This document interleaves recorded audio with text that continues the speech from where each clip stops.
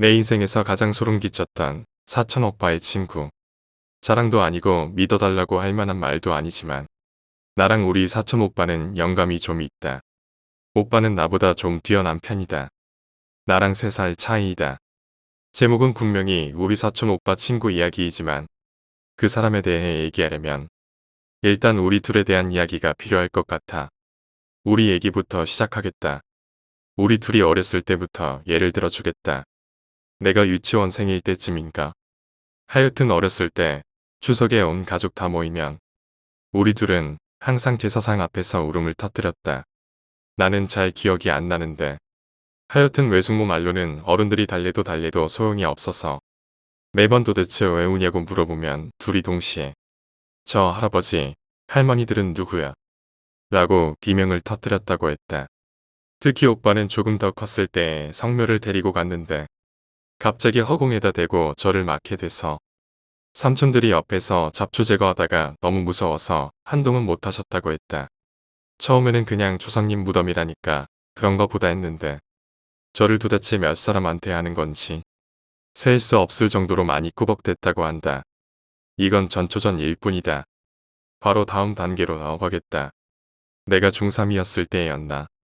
오빠 집에 놀러 갔더니 오빠는 어디서 났는지 화이트데이라는 무슨 학교에 귀신 나오는 3D 게임을 하고 있었다. 기억은 안 나는데 당시 나에게는 그래픽이 좀 리얼했던 것으로 기억난다.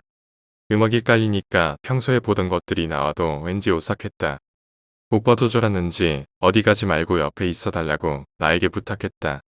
하여튼 옆에서 구경만 하느라 게임 내용은 자세히 모르겠지만 학교의 주인공 학생이 갇혔는데 귀신이 미친 듯이 등장하는 스토리였다. 그리고 어떻게든 탈출해야 했다. 탈출 도중에 학교 방송실 맵에 가서 뭔 짓을 해야 하는 미션이 있었다. 3D 게임이라 마우스 휠로 시야를 막 돌릴 수 있었는데 방송실에서 나와서 뒤로 시야를 돌리니까 웬 큰 발이 천장에 매달려 있는 것이었다.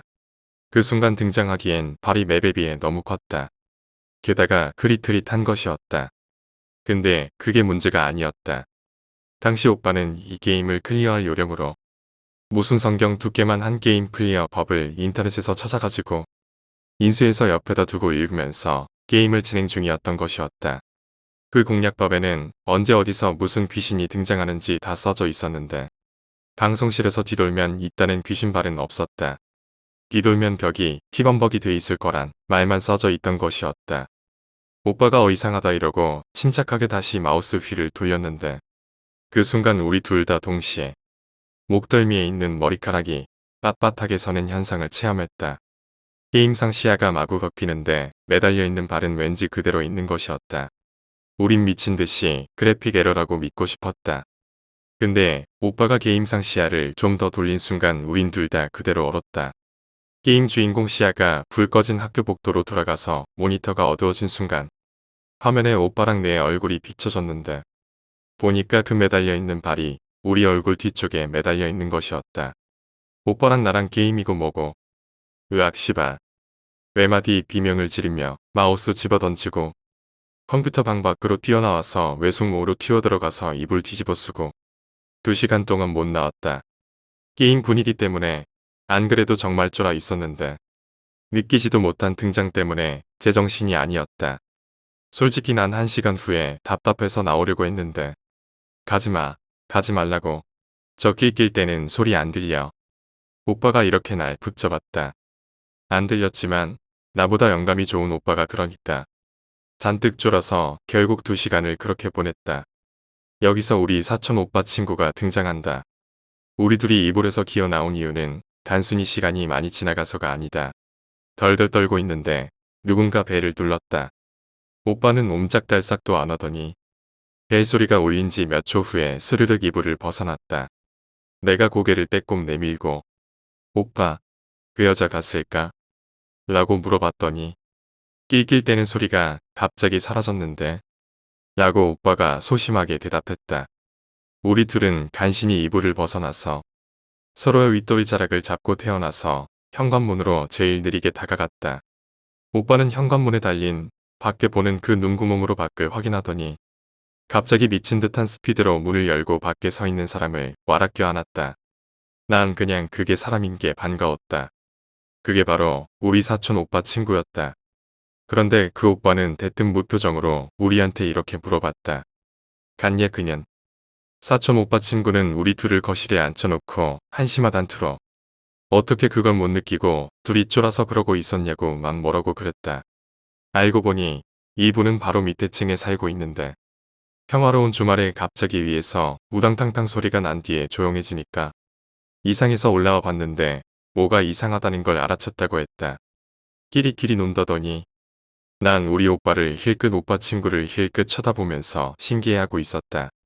그래도 섬뜩했던 기분이 덜 가셨다. 나도 어떻게 그걸 못 느끼고 게임에 그렇게 집중하고 있었을까? 라고 생각하며 나 자신을 추궁하고 있었다. 내가 생각해도 참 정신이 없었다. 근데 우리 오빠한테 참 쓸데있는 게임도 한다며 뭐라 그런 그 오빠가 갑자기 말을 끊더니 완전 짜증 나다는 듯이 저기 기어다니는 건 또 뭐야? 라고 중얼거렸다.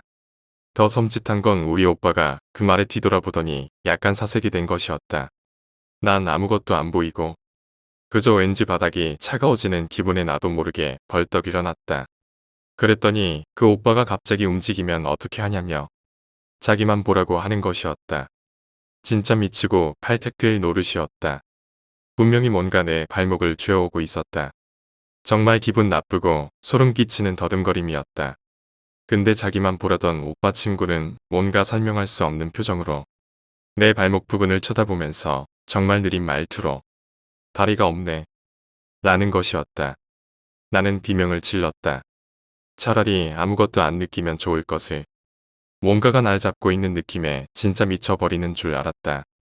식은땀이 줄줄 나고 바퀴벌레와 꼽등이가 등을 거꾸로 타고 올라오는 기분이었다. 근데 마지막 결정타가 진짜 압권이었다. 우리 사촌 오빠는 뻐끔뻐끔 거리고 있는데 사촌 오빠 친구라는 이 사람은 정말 사악한 미소를 씩 짓더니 우리가 2시간 전에 뛰쳐나온 방을 손가락으로 가리키는 것이었다. 그러더니 하는 말이 저기에 달이 있다.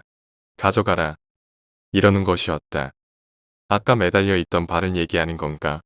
라고 생각이 들자 정말 집에서 뛰쳐나가 버리고 싶었다. 근데 다리에 힘이 풀려서 주저앉아 버리고 말았다. 그 순간 컴퓨터 있는 방에서 이상한 소리가 막 났다. 아까 혼비백산에서 뛰쳐나오느라 컴퓨터를 안 끄고 나온 것이었다.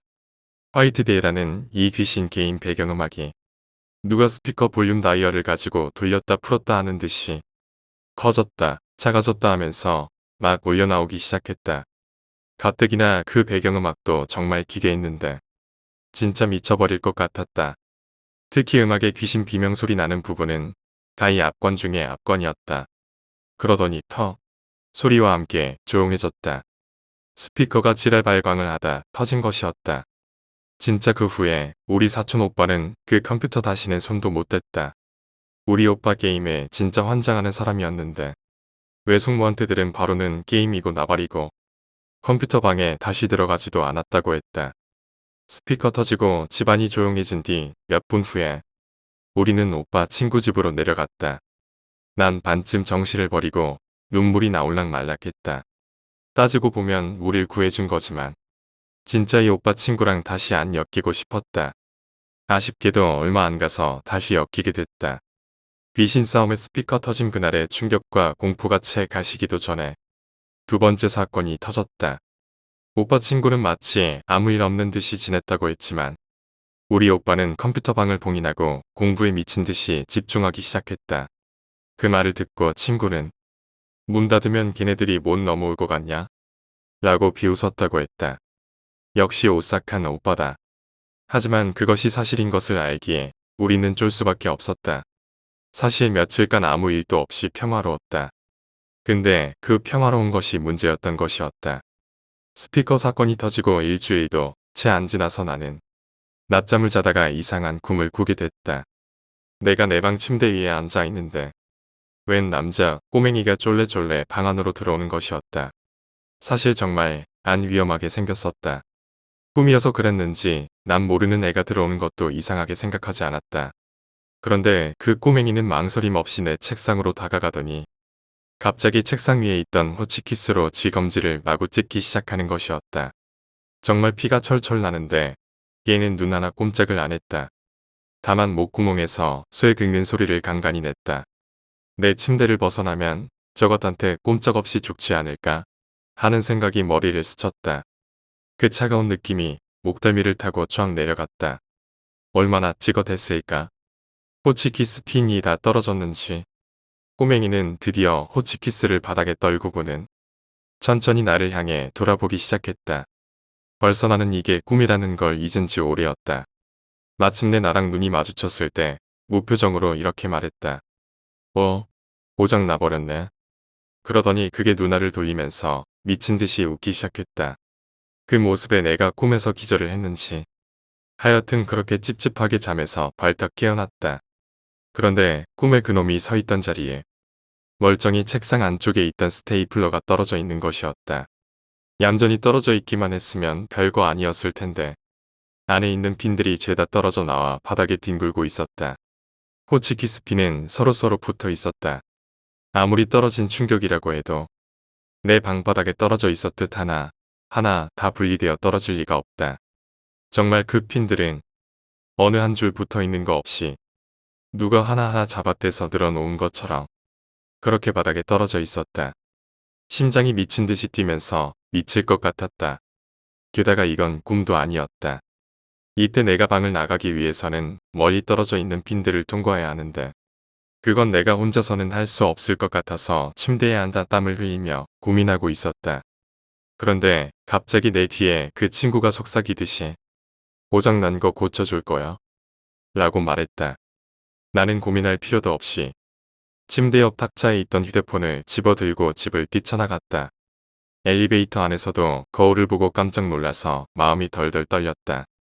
심지어 짧은 시간 동안 귀를 막고 엘리베이터 구석에서 떨며 기다리는 동안 나는 정말로 어떤 생각도 떠오르지 않았다.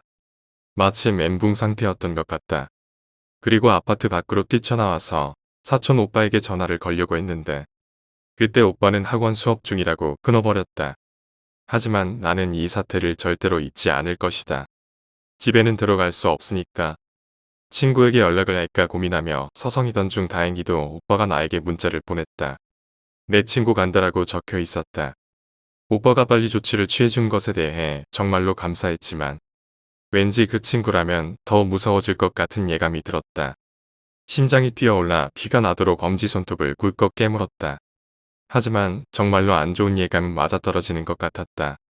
역시 그 친구가 느릿느릿하며 정문을 통과해 걸어오는 모습이 보였다. 그리고 그 오빠 친구는 나에게 다가오자마자 고개를 갸웃하며 누구냐? 라고 물었다. 정말로 이 사람이 앞으로 무슨 말을 하면 정말로 실성할 것 같았다. 얘기를 대충 흘리기는 했지만 그의 외모나 말투를 전혀 알지 못했는데 혹시 눈 돌리는 애? 이렇게 물어온 질문에 나는 순간 그 오빠의 집에 갔다가 귀신이 묻어와서 아는 건가? 라는 생각이 들어서 나보다 3살 많은 그 사람의 멱살을 잡아버리려는 생각이 들었다. 오빠가 우리 집에 가보자고 했다. 정말 싫지만 다시 우리 집으로 올라가서 내 방으로 진입했다. 정말로 미치는 줄 알았다. 이번에는 핀들이 분리되어서 내 문에서부터 책상 아래로 쭉 나열되어 있는 것이었다. 그 핀들은 한 줄로 나란히 늘어져 있었다. 그래서 나는 그 나란히 늘어져 있는 핀들을 눈으로 따라가서 확인해 보았다. 분명히 내 책상 아래에 뭔가 있는 것이 느껴졌다. 창문에 커튼을 쳐놓았던 것을 걷어내고 후회하고 있는데 사촌 오빠의 친구는 아주 천천히 책상 앞으로 가서 바닥에 앉았다. 그런데 그 순간 책상 아래에 있는 그 무엇에게 이렇게 말을 걸었다. 그 여자 여기 없어. 하지만 나는 분명히 들었다. 아주 조용하게 쇠가 긁히는 드르륵 소리가 나는데 분명히 그 꼬맹이 목소리가 나도 알아 라고 대답한 것을 들었다. 그럼 좀 꺼져줄래? 라고 하고 싶은 마음이 굴뚝 같았다. 한순간 긴장이 확 줄였다가 확 풀렸다가 그게 반복되니까 어지러움증과 두통까지 겹쳤다. 얼마나 지났을까? 그 오빠는 자리에서 별일 없었다는 듯이 일어나서 호치키스 핀들을 줍기 시작했다. 그리고 웬만하면 새로운 것을 사려고 했는데 호치키스를 들고 나가버렸다. 나도 약간의 영감이 있는지라 내 책상 밑에 있던 무언가가 나갔다는 것을 깨달았다. 그래도 무서워서 쫄래쫄래 쫓아나갔다. 근데 태울 줄 알았더니 그냥 가지고 자기 집으로 갔다. 안 태워? 라고 했더니 이걸 어떻게 태워? 내가 용광로냐? 라고 대꾸했다. 그리고 그 사촌 오빠 친구는 내가 얘기를 잘 들어주게 생긴 데다 감이 있는지라 원한이 많은 원들이 많이 따를 것 같다고 하며 조언 아닌 조언을 해주었다. 그 아이가 살아있을 때 너무나 많은 괴롭힘을 당하다가 간 아이 같았다며 호치키스는 계속 써도 문제가 없겠지만 내가 찝찝할까봐 치워준 거라고 했다. 마지막으로 놀러 갔을 때도 그때 그 핀들이랑 호치키스를 자기 방에 잘 두고 있었다. 그 아이가 죽어서도 다른 사람들이 내게 또 등을 돌렸구나라고 생각하지 않게 잘 두고 있는 거라고 했다. 물론 우리 사촌 오빠는 일반인 친구도 있어서 그들을 쓰기 편하기 위해 A, B, C, D로 각각 부르겠다. 그 사람들에게서 이 글의 제목이 칭하는 그 사촌 오빠 친구의 별명이 존무대디라는 것을 알았다. 그 의미는 존나 무서운 대디라고 한다. 대디는 그냥 존무라고 하긴 이상해서 붙였다고 한다. 존무대디는 별명으로 미루어 보건 때 원래 성격이 좀 오싹한 성격 것 같다. 그런데 또 친구는 많은 것 같다. 존무대디 뒤에 관한 일화들은 참 평범과는 거리가 먼 듯했다. 1. 피부과 이야기. 우리 사촌 오빠 말고 A 오빠와 함께 존무대디가 피부과를 같이 가주었다고 한다. 그게 지난 겨울이었는데 이유는 날씨가 너무 건조해서였다. 안 그래도 여드름 브레이크 현상을 체험하던 A 오빠의 피부가 극도로 나빠졌던 것이다. A 오빠 말로는 멀쩡하던 존무대디가 잠시 진료실에서 나온 의사를 보고 인상을 완전히 험악하게 찌푸렸다고 했다. 워낙 무표정에 모두 아시다시피 왠지 모르게 오싹한 성격이라 그냥 그런가 보다 하고 A 오빠는 간호사 언니가 불러줌에 따라 진료를 받으러 들어갔다. 근데 들어갈 때 막 쳐다봐도 존무대디는 같이 들어가 줄 생각을 안 했다고 한다. 밖에서 기다릴래? 라고 물었더니 미안. 이라고 존무대디가 짧게 대답했다. A 오빠는 섭섭해도 그냥 그러려니 했다. 근데 진료를 시작하려고 그러는데 존무대디가 갑자기 못 참겠다는 듯이 진료실 문을 열고 쳐들어와서 A 오빠 팔을 잡아 끌더니 다른 데로 가자 라고 했다는 것이다. 의사도 간호사도 벙쪄 있다가 왜 그러세요? 라고 했더니 존무대디는 그냥 A 오빠의 팔만 잡아 끌어당겼다고 한다. 그런데 A, B, C, D 중에서 A 오빠는 정말 순한 편이었다. 우리 사촌 오빠보다도 순한 것 같았다. 존무대디가 그러는 데에는 이유가 있겠지라고 생각해서 의사 선생님과 간호사 언니에게 인사를 하고 다음에 뵙겠습니다라고 이야기하고 그냥 나왔다고 했다. 집에 돌아오는 동안 내내 존무대디가 기분이 안 좋은 것 같아서 이 오빠는 계속해서 춥다고 징징대면서 무슨 일인지 계속 물어봤다고 한다. 존무대디는 그런 A 오빠에게 집에 도착한 시점에야 불탔어 라고 우물거렸다고 한다. 순간 존무대디의 목소리가 너무 낯설게 들려서 A 오빠는 정확히 알아들을 수는 없었지만 그냥 그래 라고 대답하고 잊었다고 했다고 한다. 그런데 여드름이 정말 심각해져서 A 오빠는 어머니의 강력한 권유로 인해 가까운 피부과를 다시 찾게 되었다. 존무대디와의 일은 아예 잊고 말았다. 그런데 안타깝게도 이번에는 우리 사촌 오빠와 같이 갔다고 한다. 아무것도 모르는 우리 사촌 오빠는 그냥 같이 따라간 것이다. A 오빠의 말로는 그때 진료실에 있었던 간호사 언니를 보고 나서야 그때 불탔다고 중얼거린 존무대디의 말이 기억이 났다. 그래서 이름과 주민등록번호를 작성하고 간호사 언니에게 건네주는 순간 그냥 장난기의 어린 마음으로 여기 불난 적 있어요? 라고 툭 뱉어봤다고 했다. 근데 간호사 언니가 순간 멈칫하더니 네 라고 싸늘하게 되물어 봤다는 것이다. 그래서 A 오빠는 그냥 여기 불난 적 있냐고요? 라고 대꾸했는데 그 간호사 언니는 약간 사색이 돼서 왜 그러시는데요? 라고 했다고 한다. 언니 표정이 너무 안 좋아지는 것 같아서 A 오빠는 대충 둘러대고 우리 오빠와 함께 차례를 기다렸다. 사람이 별로 없어서 한두 사람 뒤에 드디어 A 오빠 순서가 왔다. 우리 사촌 오빠는 당연히 같이 들어갔는데 우리 오빠 정말 뻥 안 치고 들어가다 다리 풀려서 주저앉았다고 한다. 오빠 말에 의하면 얼굴부터 가슴께까지 홀랑 타버린 무언가가 의사 어깨 위에 팔을 두르고 있었다 한다. 그것도 콧노래 비스름한 걸 부르면서 피부에 물집이 잡혀 터지고 살이 드러나서 근육이 보일랑 말랑 하는데 그럼에도 불구하고 고개를 미친 듯이 빙빙 돌리고 있었다고 했다.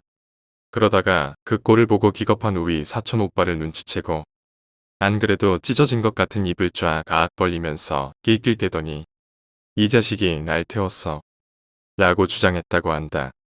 그리고 밖으로 나가는 간호사 등으로 옮겨 타더니 이년도 마찬가지야 라고 속삭였다고 한다. 덕분에도 A 오빠는 우리 사촌 오빠랑 가서도 치료를 못 받았다. 우리 사촌 오빠가 하는 얘기를 듣다 못해 존무대 D는 A 오빠를 자기가 끌고 좀 더 멀리 있는 피부과로 갔다. 그러고는 A 오빠한테 거봐 탔다니까 라고 중얼거렸다고 한다. 그 병원에 도대체 무슨 사연이 있는지는 알 수 없었다. 가보고 싶었지만 난 우리 사촌 오빠보다 겁이 많으면 많았지 덜 하진 않기에 관뒀다. PC방 사건. 사촌 오빠 곁에 있는 일반인 친구 A. 시중 PC방 사건은 C 오빠에게 일어났다. 사촌 오빠 존무대 D, A, B, C, D 중에서도 B 오빠와 C 오빠는 정말 각별한 사이였다. 성격도 참 잘 맞는 것 같았다. 둘이 같이 다니면 사람들이 시끄럽고 잘 놀아서 친먼크 브라더스라고 불렀다. 둘을 보고 있자면 어떻게 존무대 D랑 잘 지내는지 모르겠다는 생각이 들었다. 셋은 정말 성격이 극과 극이었다. 하여튼 B오빠와 C오빠가 얘기해준 사건은 PC방에서 시작되었다. 둘은 존무대 D와 같이 PC방에 간 게 아니었다. 둘이 같이 갔는데 이미 PC방에서는 존무대 D가 서든 어택이라는 총 쏘는 게임을 하고 있었다고 한다. 그걸 이 친먼크 브라더스가 가만둘 리 없었다. 존무대 D를 발견하자마자 그 둘은 존무대 D 의자 위에서 온갖 주접을 떨며 게임 중계를 시작했다고 한다. 물론 존무대 D는 왔냐?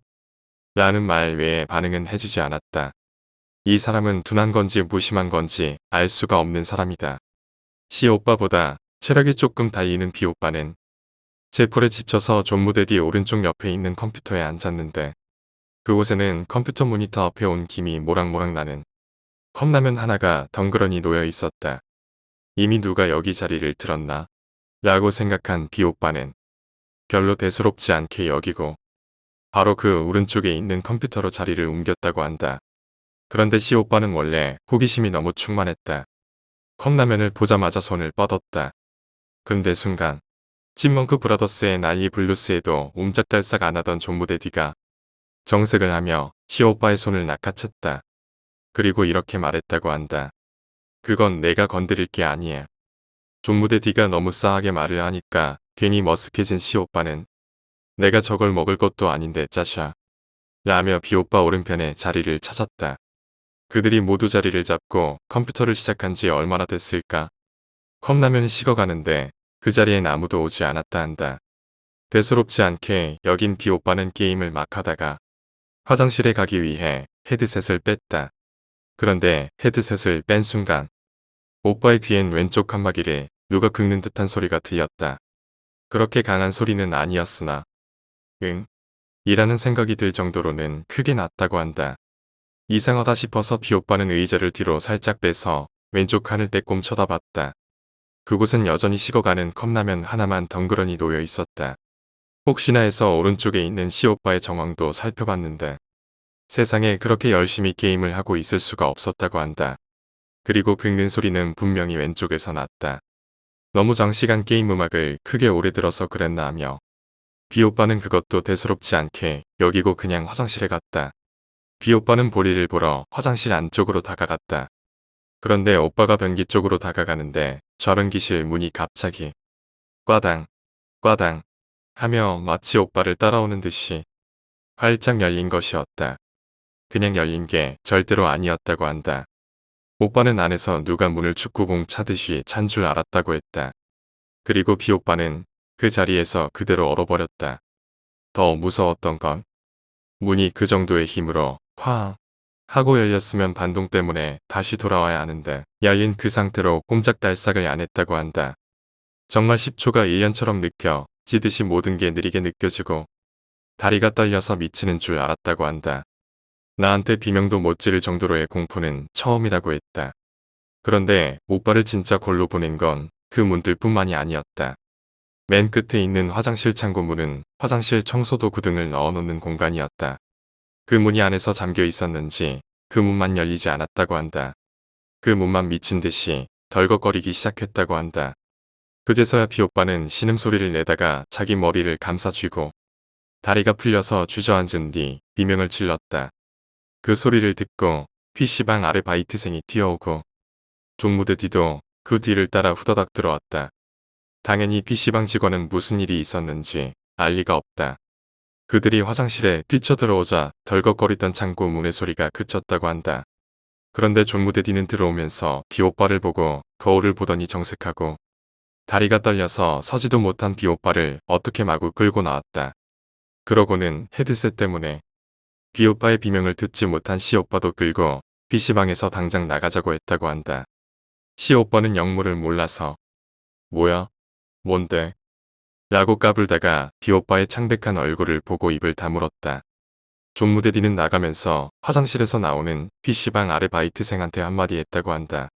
기다리는 그 학생은 이제 와도 온 게 아니니까 음식 같은 거 올려놓지 말라고 했단다. 아르바이트생은 그 소리를 듣고 들고 있던 화장지 롤을 떨어뜨리고 망부석처럼 서 있었다. 그리고 존무대 뒤에게 무슨 소리냐고 상당히 급한 말투로 다시 물어봤다. 거기에 존무대 뒤는 이렇게 대답했지. 형, 비누님이 와 있어요. 그 일이 있은 후로 비오빠는 며칠간 화장실도 혼자 못 가고 잠도 못 잤다. 존무대 뒤에게 도대체 그게 뭔 소리였냐고 물어봐도 말을 해주지 않았다.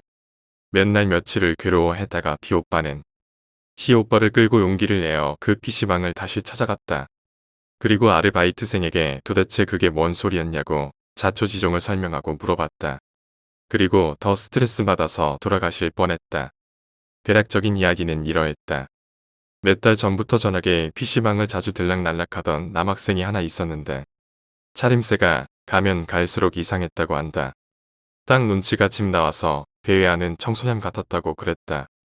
아르바이트생 하던 오빠는 자신의 예전 질풍노도 갔던 시기가 기억나서 컵라면 하나쯤은 올 때마다 해줄 수 있다며 올 때마다 라면 하나씩을 자기 사비로 사주고는 했는데 그 학생이 소심했던지 처음엔 물 담아주면 와서 가져다 먹더니 나중에는 컴퓨터 앞에 앉아서 조용히 앉아만 있었다고 했다. 그래서 나중에는 그 학생이 잘하던 자리에 알아서 올 때 즈음에 항상은 아니라도 기억이 날 때면 컵라면 하나를 세팅해 주곤 했다고 한다. 그런데 PC방 사건 2주 전부터 그 학생 소식이 끊겼다고 했다. 집에 돌아갔나?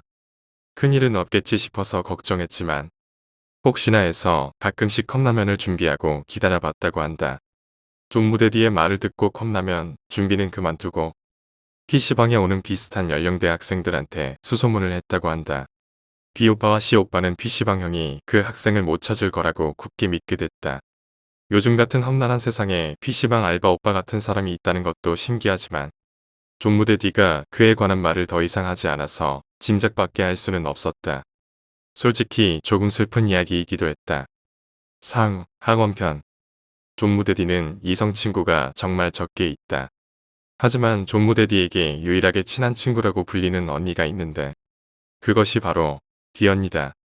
D언니는 존무대 D와 성격이 비슷하다고 한다. 극도로 침착한 성격을 가진 멋진 언니였다. 진정한 평온함을 발산하면서 다른 사람들을 안정시키는 멋진 언니랄까? 다른 점이 있다면 그저 일반 사람일 뿐이라는 점이다. 이번 이야기는 D언니가 다니는 학원에서 비롯됐다. D언니 집은 경제적으로 여유가 많지 않았다. 그래서 동네 근처 작은 학원 하나만 다니고 있었다. 그런데 학원은 학원이라고 부르기에는 다소 쑥스러운 곳이었다. 선생님도 자주 지각하고 공부하다가 궁금한 게 있으면 물어봐라 식으로 운영되어서 모두가 도움이 있는 도서실이라고 불렀다. 그 학원은 2층 건물의 2층에 위치하고 있는데 입구도 무슨 네덜란드 집처럼 좁아서 문 들어가면 폭이 좁은 계단만 있는 곳이었다. 왜 1층을 만들었는지는 아무도 알 수가 없었다. 학원에는 방이 단 2개뿐인데 하나는 선생님들용이고 나머지 하나는 소위 자습방이라고 했다. 자습방은 정말 작고 물건들 사이의 간격도 상당히 가깝다고 한다. 언니는 그날 학원에 원래 수업 시간인 10시보다는 조금 늦은 10시 20분쯤에 도착했다고 한다. 그리고 방 안에는 그 학원에서 만난 친구가 혼자 공부 중이었단다. 학교에 대해 이런저런 이야기를 나누다가 언니는 교탁 바로 앞 중간에 위치한 책상에 자리를 잡았다.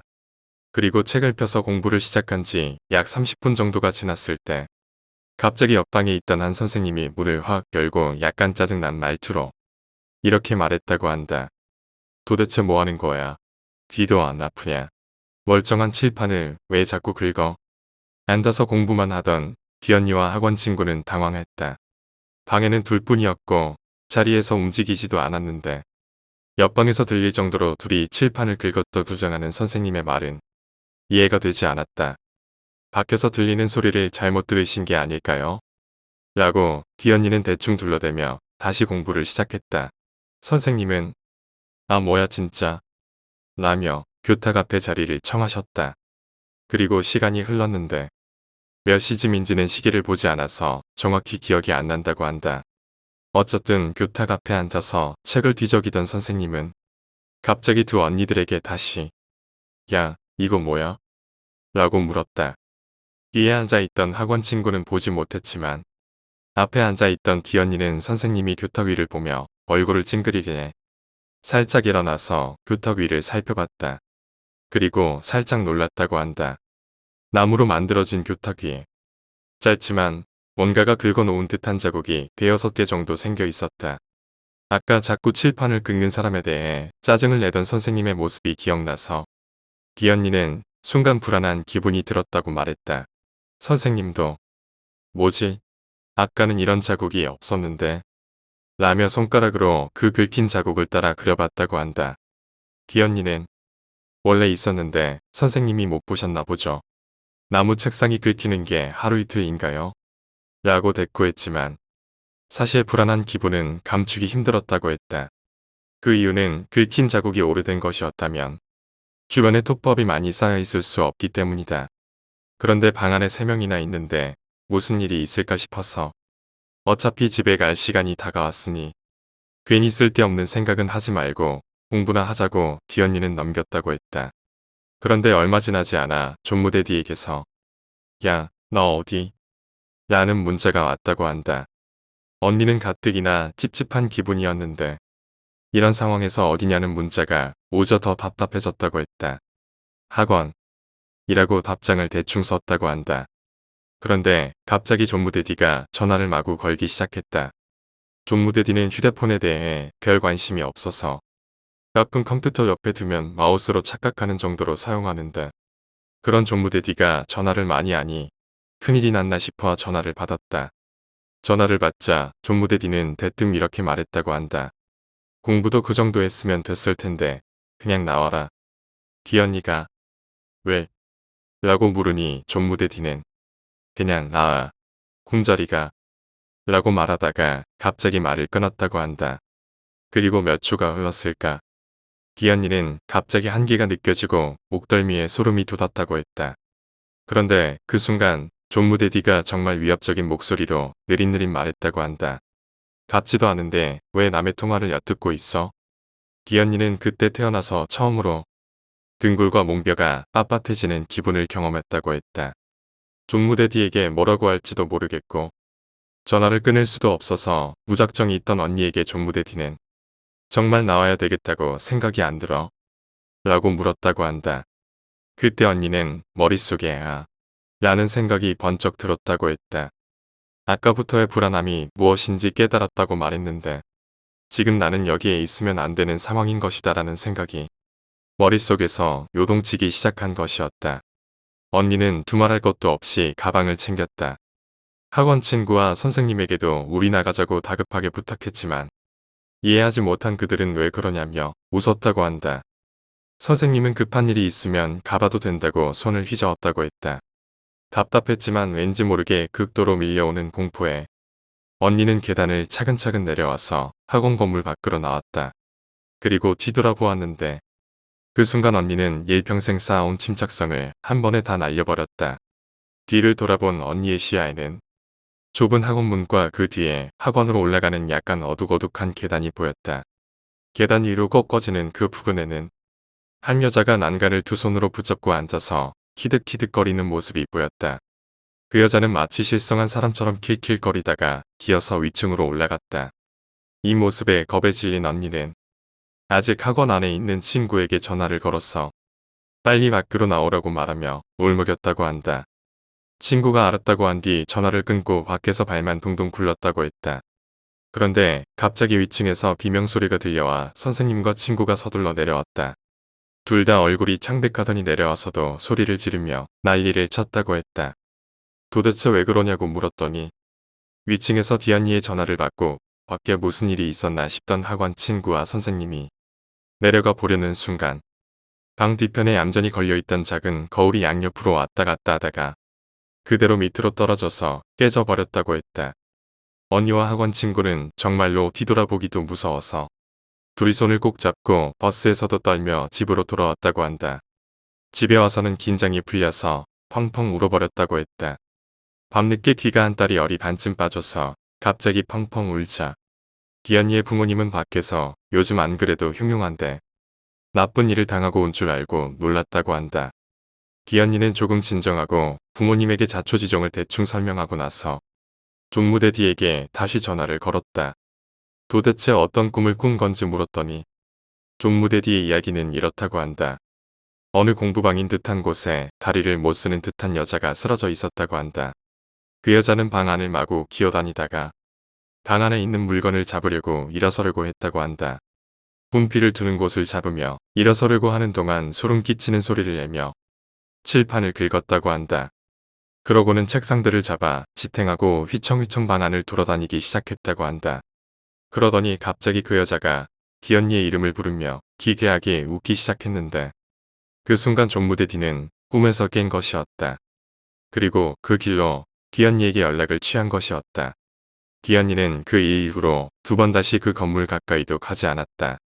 종무대디는 그 여자가 다리를 못 쓰는 모습을 보아서는 지방령일 것으로 생각되어 괜찮을 거라고 언니를 달래주었다. 디언니는 선생님이 그때 들었던 칠판을 긁는 소리가 헛소리가 아니었을 것이라고 굳게 믿게 되었다.